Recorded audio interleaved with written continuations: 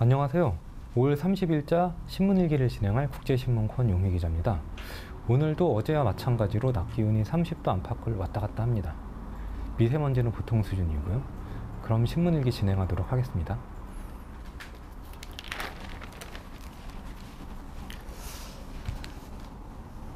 부산 3년간 교통사고 사망 절반이 보행자. 이건 거의 후진국 수준인데요. 한번 기사 바로 보겠습니다. 부산의 교통사고 사망자 중 절반이 보행자로 나타났다. OECD 평균의 2.5배가 넘는 수치고요. 보통 교차로 또는 횡단보도와 150m 이내에서 발생했다고 합니다. 전문가들은 급속한 고령화와 함께 최악의 운전 행태가 이 결과를 나타냈다고 보이는데요. 구체적인 수치를 보겠습니다. 2014년 OECD 가입국의 교통사고 보행자 사망률 평균이 19.5%, 우리나라 40.1%의 절반에 불과했다고 합니다. 그런데 부산의 경우는 무려 55.9%, OECD 국가 중에서 최하위권인 한국 평균보다도 15%포인트가 높은 셈입니다. 전문가들은 별다른 대안은 제시를 못하고 있네요.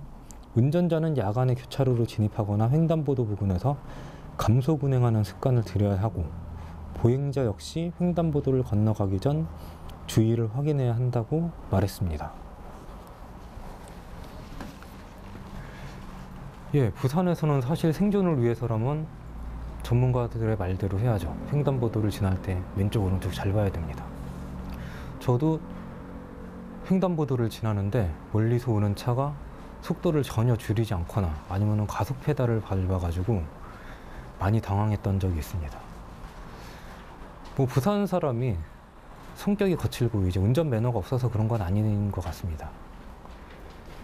그렇기보다는 교통 사정이 워낙 열악하죠. 도로가 이제 좁고 꼬불꼬불하다 보니까 스트레스를 많이 받아가지고 소위 혈쿨에 돌변하는 것 같은데요. 그렇다고 도로를 마냥 늘릴 수는 없죠. 땅이 한정돼 있으니까요.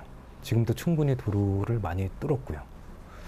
결국은 조심하는 수밖에 없고요. 무인자동차 시대가 올 때까지 버텨야겠네요. 그럼 다음 기사 한번 보겠습니다. 공공 와이파이 서비스 구군별 세배 격차. 구군별로 공공 와이파이 격차가 심하다는 내용인데, 주요 관광지에도 서비스 차이가 크다 그럽니다. 기사 한번 바로 보겠습니다. 현재 부산 전역에 설치된 무료 공공 와이파이가 총 840개라고 합니다. 주요 3대 통신사가 제공하는 와이파이는 773개고요. 부산시가 이제 설치 공급하는 와이파이는 67개라고 그러네요. 구군별로 한번 보겠습니다. 해운대구는 93개, 부산 진구는 77개, 금정구는 70개, 반면 중구와 영도구는 해운대구의 40% 못 미치는 35개, 37개라고 그러는데, 중구는 사정이 상당히 좋네요. 중구 면적이 해운대구의 한 25분의 1 정도 되거든요. 면적별 제곱미터당으로 치면은 제일 많을 것 같습니다. 아무튼 부산시 관계자는 이제 사람이 많고 공공건물이 많다 보니까 이제 해운대와 다른 지역에 격차가 생겼다고 합니다. 상황 파악이 제대로 안 된 것 같고요. 관광기 위주로 공공 와이파이를 확대해 나가겠다고 하는데, 이 부분도 동의하기 어렵네요. 왜냐하면 공공 와이파이 서비스가 박근혜 정권의 이제 공약 사업이었거든요.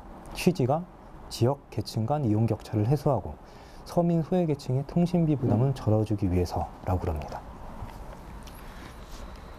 일단 부산 공공 와이파이가 840개라고 그러는데요. 거의 없는 수준이라고 봐도 무방합니다. 인천공항에는 지금 260개 정도가 설치되어 있는데 이용객들이 접속이 안 된다고 불편하다고 합니다. 그래서 올해 내로 840개 정도 늘려가지고 1100개 규모로 늘리는 거죠. 인천공항에만요. 그런데 부산 전역에 840개라니 갸우뚱거리게 될 수밖에 없습니다. 그리고요, 공공 와이파이는 취약, 소외계층에 우선해야죠. 관광지가 아니라. 지난해 한 지자체에서 어르신을 찾아가는 스마트폰 교육을 하려고 했어요. 경로당 쪽을 알아봤었는데 포기했습니다. 왜냐하면 경로당은 둘째치고 그 주변에도 공공 와이파이가 없었기 때문이죠. 그래서 결국은 노인복지관 등 이제 부르는 스마트폰 교육을 할 수밖에 없었던 후문이 있습니다. 예, 부산시에서는 관광지 위주가 아니라 그 소외계층 위주로 공공 와이파이를 설치를 하고 숫자도 확 늘리길 바랍니다. 예, 지금까지 국제신문 권용희 기자였습니다. 고맙습니다.